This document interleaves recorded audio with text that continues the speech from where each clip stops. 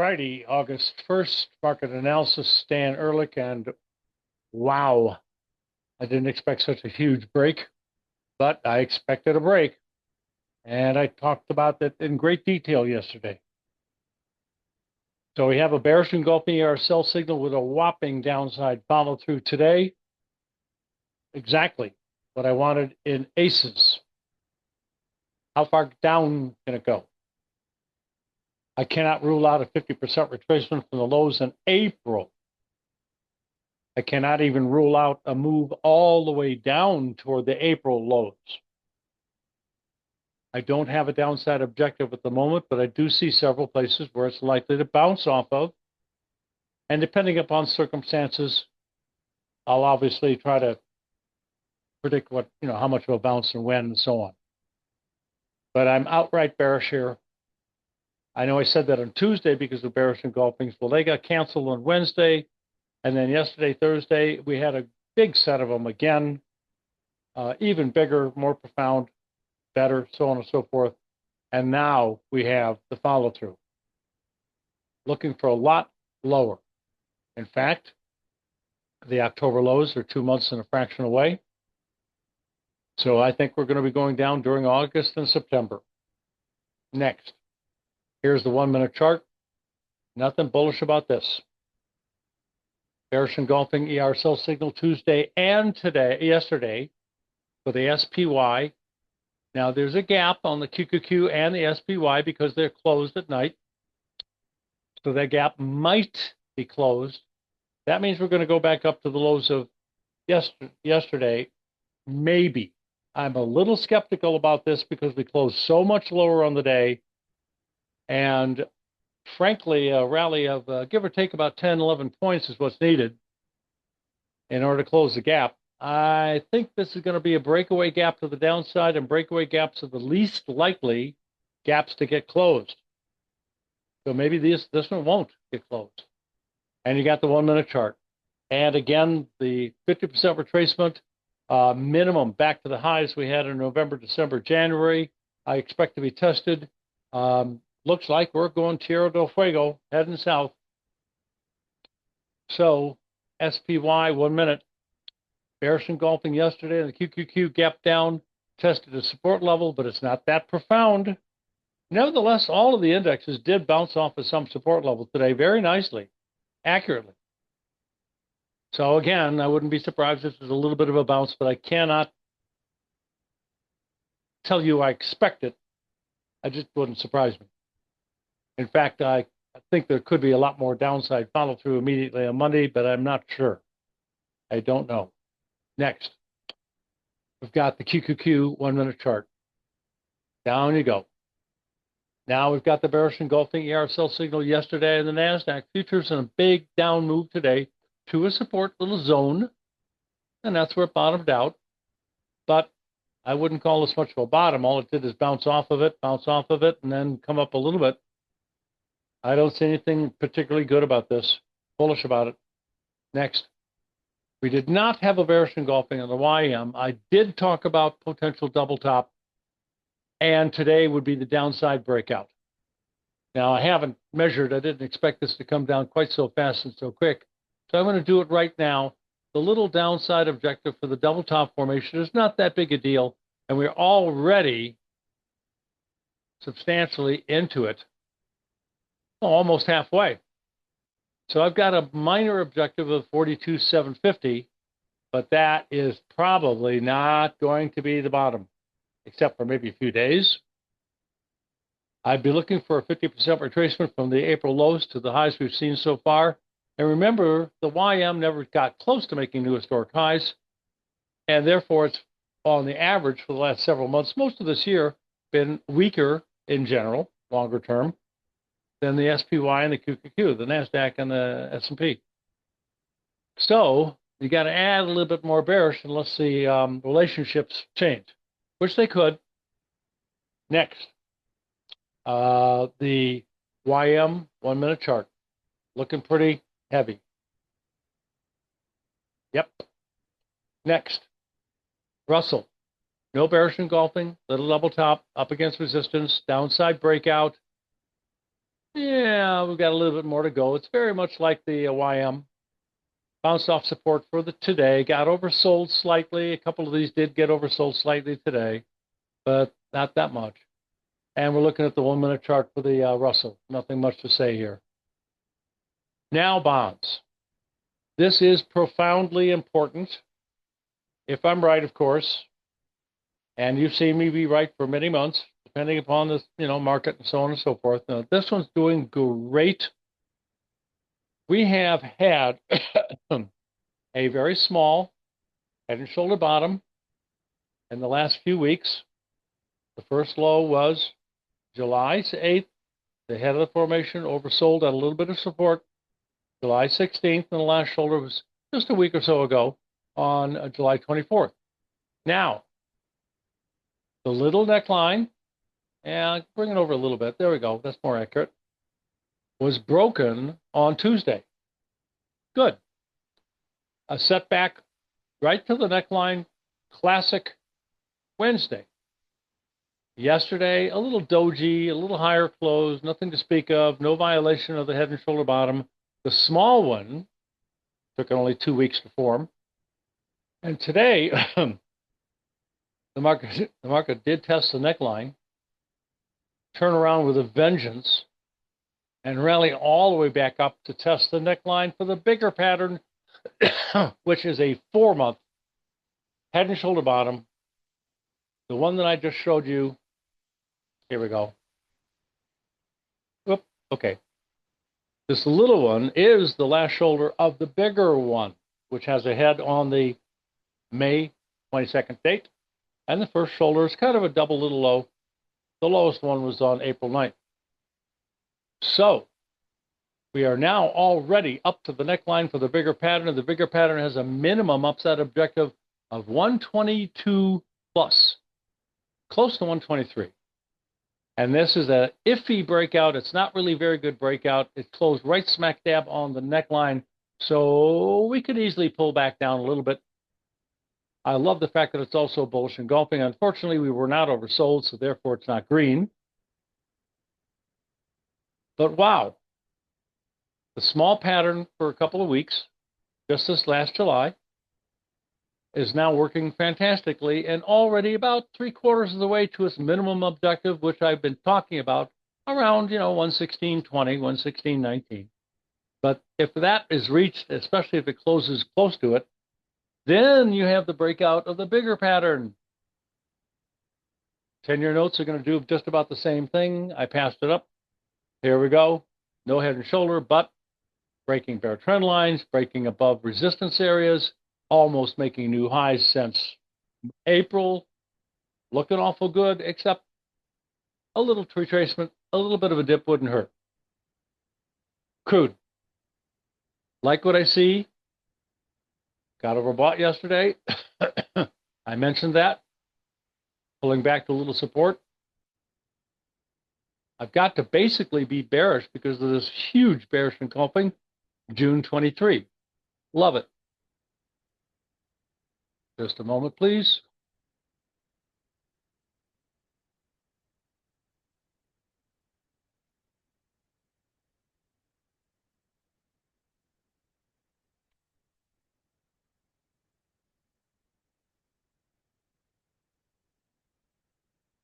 Just a moment, please. Be right with you.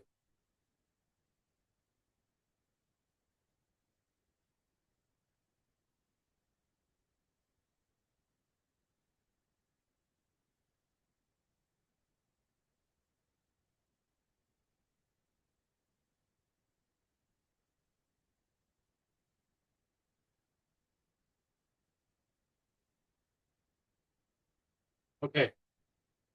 Thank you. Yeah. All day. I certainly did.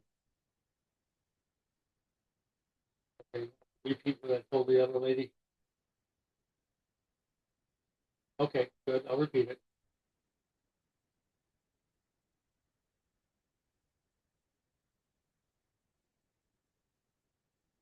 No. Pain levels number 8. I have a murky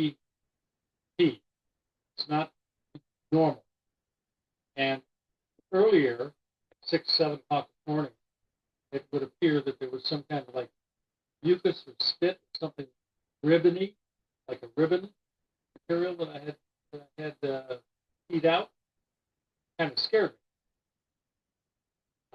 So symptoms continue, and pain levels of 8 out of 10, pretty damn substantial.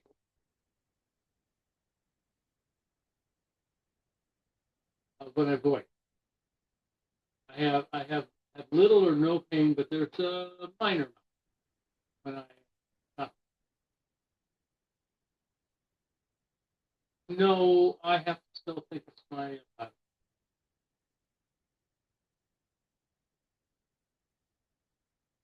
the records will show that has been a problem for many years.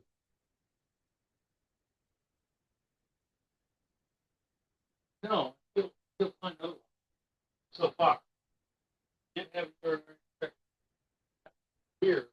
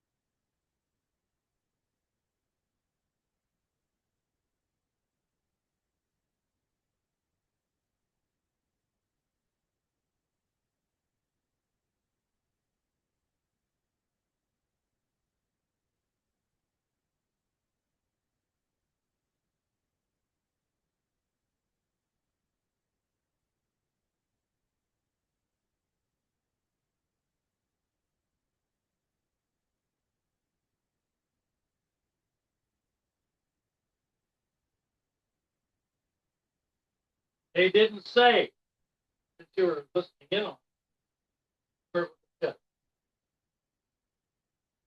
Got to finish my goddamn interrupt.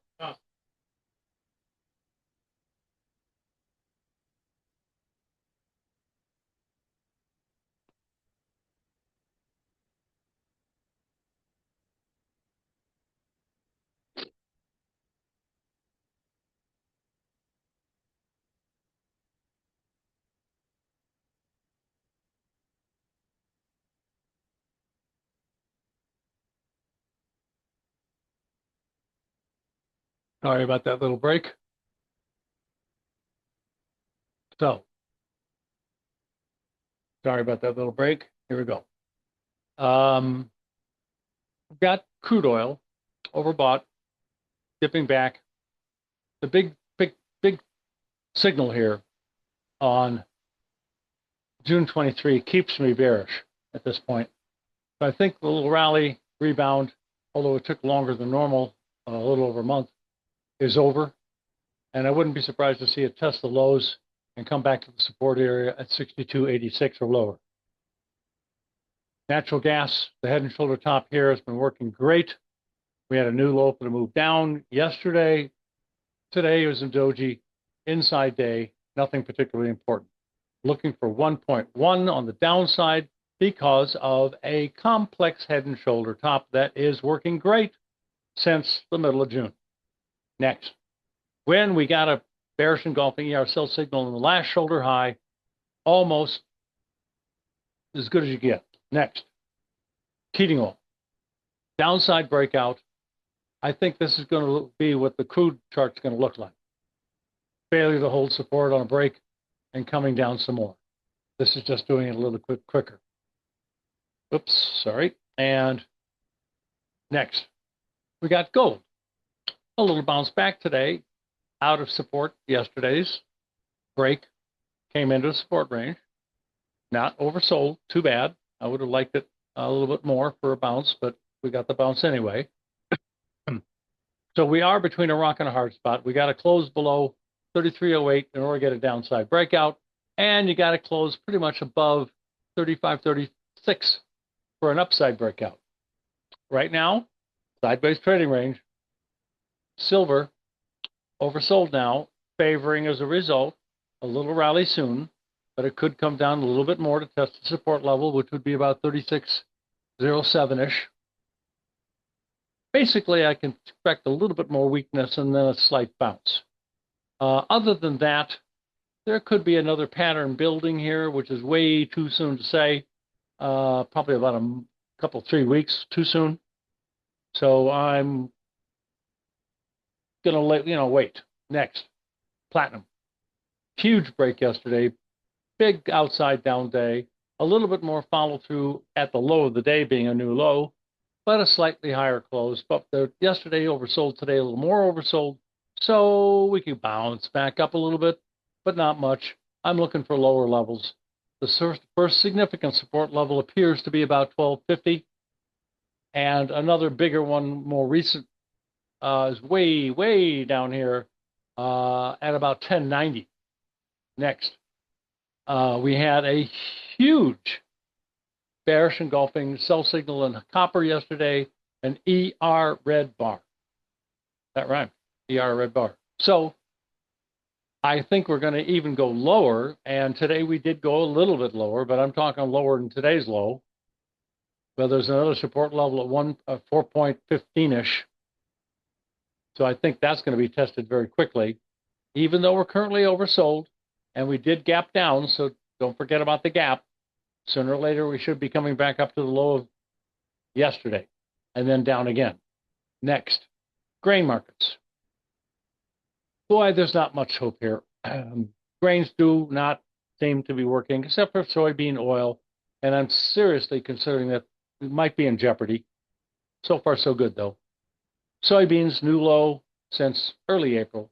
Oversold implies a bounce, but you've not got anything going here of any long-term bullish consequence unless we turn back up from here or a little lower than here. A lot. Next, I just don't see it. Soybean oil did have a downside swing yesterday and a little bit more today. I'm sorry, I have to pause for a moment again.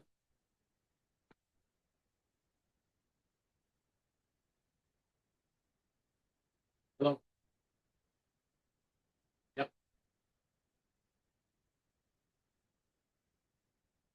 What's the verdict?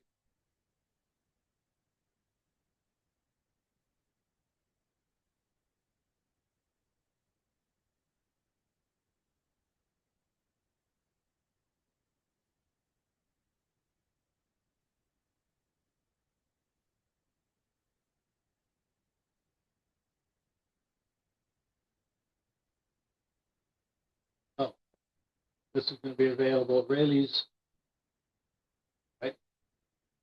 Yeah, that's the same one I'm using.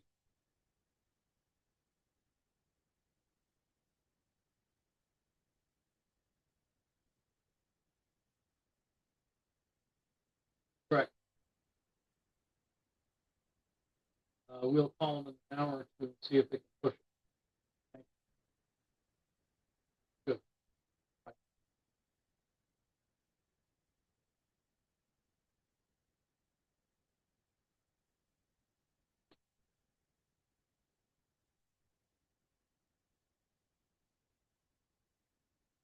Okay, so soybean oil dropping down.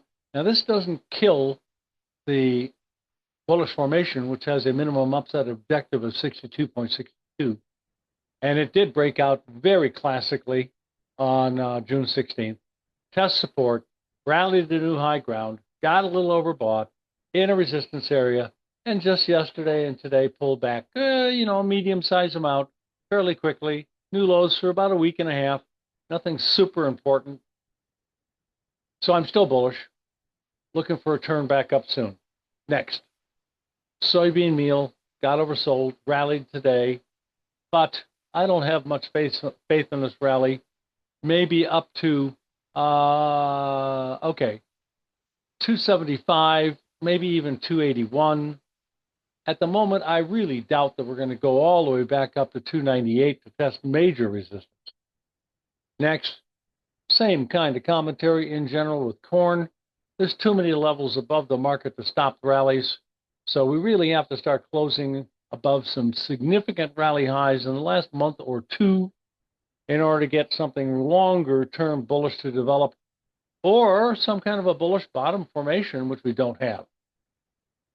So almost a new low close, almost another new low, not quite. And I have to be bearish in general. Next, now oversold second day, new low close wheat. Basically the same commentary, except we do have a resistance area at 534, which is a lot closer than these other markets, the resistance. So wheat has very little upside potential, in my opinion. What is that? A little less than 20 cents until it bangs its head into resistance and then goes down some more. Okay, Shell. Nothing going on. Minor new high, sideways trading range. With the way the stock market's acting, you've got a little double top here since June and July, and I'm frankly looking for lower lows.